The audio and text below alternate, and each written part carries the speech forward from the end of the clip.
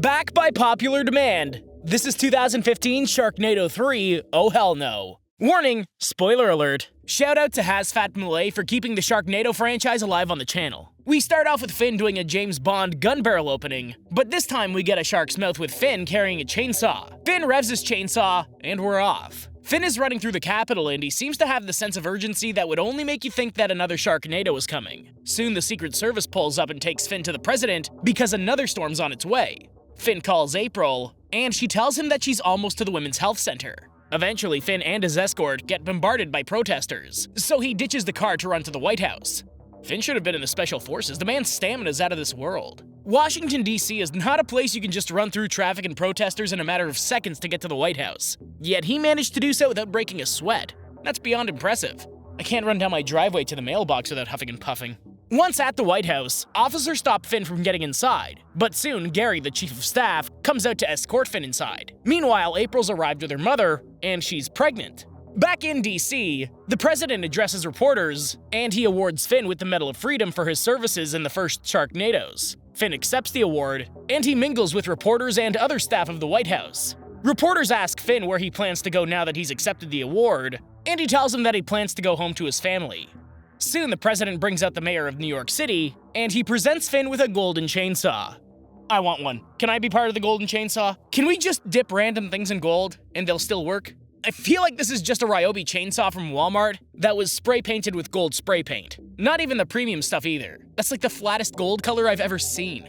Afterwards, Finn tries to leave, but he senses that another Sharknado's coming. Finn tells the president that he has to get down into the bunker, and sure enough, a tornado forms over the water and starts throwing sharks all over the Capitol. No matter how many times I watch these movies, I still can't believe they made this. When the first shark flies onto land, it's a sure sign you're about to wonder why you're watching a movie called Sharknado, yet you just keep watching.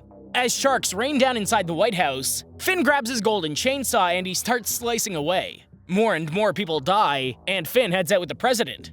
Meanwhile, Finn's brother-in-law Martin is surfing the stairs with the vice president, and they're trying to find a safe space. It turns out that the bunker is overrun with sharks, and the Secret Service are quickly eaten.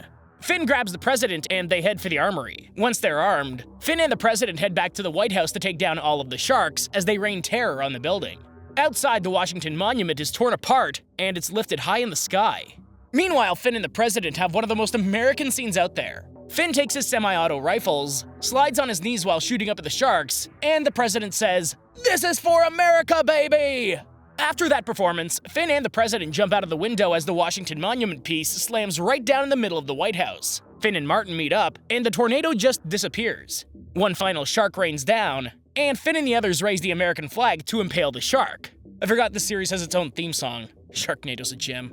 April and the family gather in Universal Studios in Orlando to celebrate Claudia's birthday, and they send her off to enjoy her time. April walks around with her mom May, and everyone enjoys their time at the resort. April calls Finn to see how he's doing, and he tells her that the flights out of DC have been grounded. So he rented a car and he's on his way. Back in Orlando, Claudia meets up with her friend Jess, and she gets a call from Finn who tells her that he'll be there tomorrow. After the call, Claudia puts her bag and phone in the locker, and she heads onto the rocking roller coaster. After getting off the ride, Claudia forgets her phone. Meanwhile, Finn makes his way down the shore, and he runs into the aftermath of yet another Sharknado. I feel like the radio's right. Seems like Finn just attracts these things. They literally don't show up anywhere that he isn't. Finn decides to hop out of the car and watch as a Sharknado lifts him off the ground. Why did he even get out of the car? You can't tell me that you can't see these things coming from a mile away.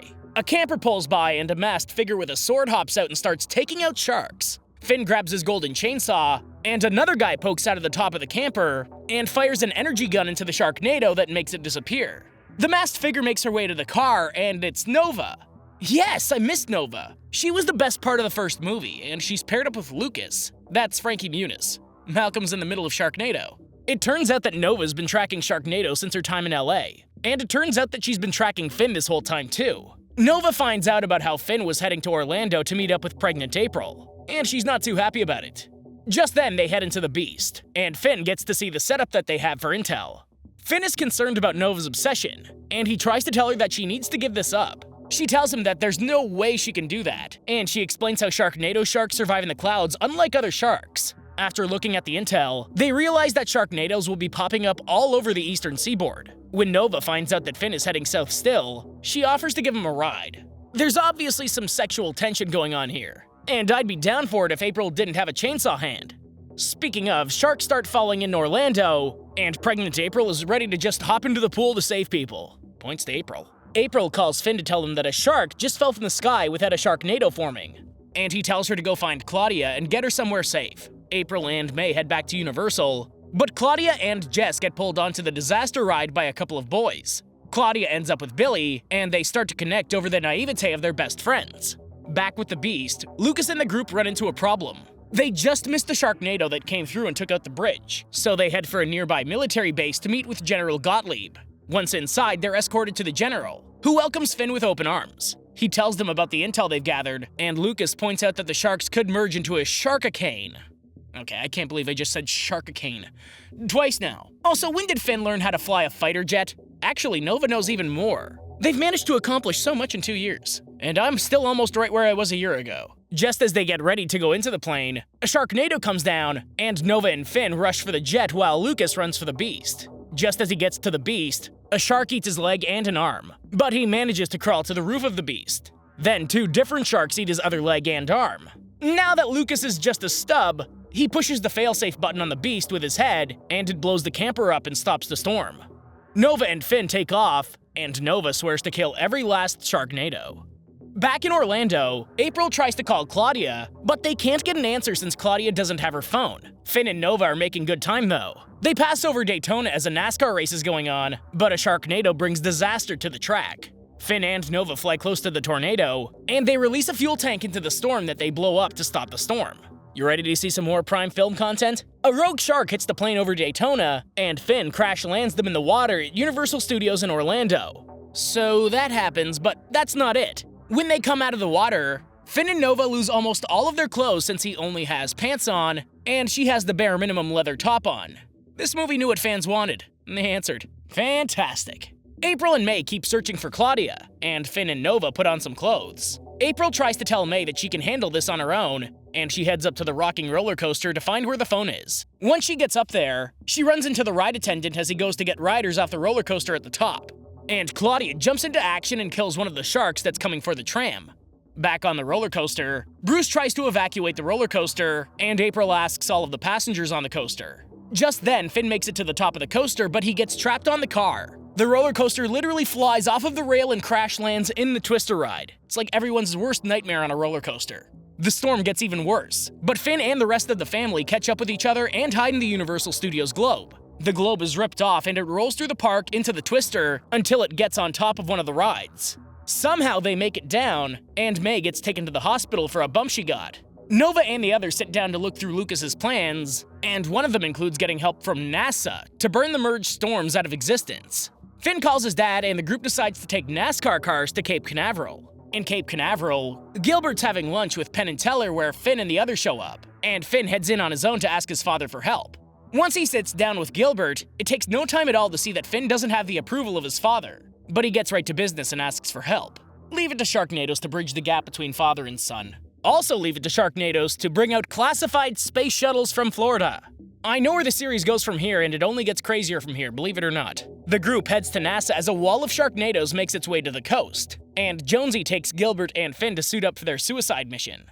I feel like it takes a little more than an hour to get a space shuttle ready for launch. Whoever the crews are in these movies that get things done in a matter of minutes need to be in charge in real life. The hustle is real here. Nova tells Finn that she'll hop into a fighter and try to clear a way through the sharks, and she opens up about how she thinks he'll make a great father with the new baby. The two of them hug, and Nova goes off on her own mission. Finn takes one last look at himself before making his way to the shuttle. Nova heads to April and the kids to tell them that Finn is ready to go, but April didn't know that Finn was going up with Gilbert. April runs as best as she can pregnant, and she manages to catch up to Finn just before he walks across the bridge. Finn tries to explain to April that he's going to do this so they can have some peace, and he isn't going to leave her once he gets back. Yeah, I mean, there are way more Sharknado movies, so it doesn't get any better. April ends up almost falling when the bridge gets taken out by a shark, and April gets suited up to go into space, and they tell pregnant women that they shouldn't go on big bridges. April says screw that. This is space. If she doesn't go into labor upon re-entry, this is the most unrealistic movie ever. Nova hops into the jet to clear a path, and Claudia heads to the roof with Billy to shoot as many sharks as they can before the shuttle takes off. As the countdown reaches 0, the shuttle takes off through the center of the storm. Billy kisses Claudia before they go inside, but a shark impales him just as Claudia makes it inside. Back on the space shuttle, they manage to separate from the SRBs, and they get ready to go into orbit. Sure enough, the space shuttle goes into orbit, but the explosion didn't stop the storm because the storm is too big. After hearing this, Gilbert decides that it's time for Operation Star Wars. Apparently the satellites have been up there for too long, so someone has to realign it manually. Gilbert decides that it's up to him to sacrifice himself to get the job done. You can't just sacrifice David Hasselhoff like that. And why is this one of the most emotional scenes I've seen in a movie in a while? Finn is actually crying too! The acting chops were saved up for the last 10 minutes, I guess. All theater school should use this film as reference material. Gilbert manages to reset the satellite, and the weapon system manages to dissipate the storm from space. Hey, Florida's weather's back to hell on Earth. Wait, are you serious? Sharks in space? The threat is real, guys. This is where global warming will get us. But apparently it'll also get us lightsaber chainsaws, so there's a bright side. No! April just got swallowed by the biggest shark I've ever seen! Wait, so did Finn. All logic's been set aside now since the shark is burning on re-entry into the atmosphere. Finn punches a hole in the shark so he can deploy a parachute out of it. Pfft, take your science elsewhere. Someone in the comments will still say that this is possible in one way or another. Finn makes it to Earth where he gets out of the shark to find the giant shark that April was swallowed by. April chainsaw hand cuts open the shark, and a human baby pops out. April's also lost all of her baby fat. At least she did go into labor on re-entry like I mentioned.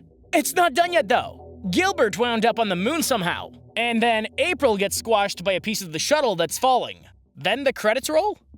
Oh, this movie knew what it was doing. At this point, Sharknado knows there's no end in sight, and they're ready for something crazier than space. Who's ready for Sharknado 4? I know Hasfat Melee is. As for this one, give it a shot. Thanks for watching, and I hope you enjoyed the video. Don't forget to like and subscribe for more like this one. Comment what you think I should watch next, and I'll see you in the next video.